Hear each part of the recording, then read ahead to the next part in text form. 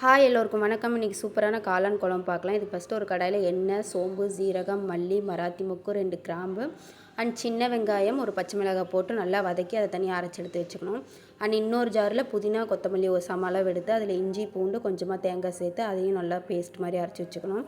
And குழம்பு தாளிக்க ஒரு கடாயில் எண்ணெய், கடுகு, சோம்பு போட்டு பொரிச்சதையும் கறிவேப்பிலை, நம்ம கட் பண்ணி வச்சுருக்க பெரிய வெங்காயம், தக்காளி போட்டு அது நல்லா வதங்கினதையும் அது கூடவே நம்ம அந்த மல்லி பேஸ்ட்டு அதையும் சேர்த்து அது நல்லா எண்ணெய் பிரிஞ்சு வர வரைக்கும் வதக்கினதையும் அதில் கூடவே நம்ம கட் பண்ணி வச்சுருக்கிற காளான் சேர்த்துக்கணும்.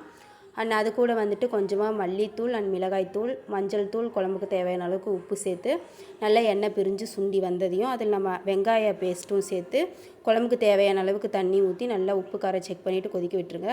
ஒரு 5 மினிட்ஸ் கொதித்ததுக்கப்புறம் நாங்கள் பிரிஞ்சி இலை சேர்த்திக்கோங்க. அதுக்கப்புறம் ஒரு 5 மினிட்ஸ் கொதிக்க வச்சு நீங்கள் எடுத்துக்கலாம். இது எல்லாத்துக்குமே சூட் ஆகும். ட்ரை பண்ணி பாருங்கள். And evening sari pre pleating இருந்துச்சு, அதையும் கம்ப்ளீட் பண்ணிவிட்டு ஆன்லைன் ஆர்டர் எடுக்கப்படும்.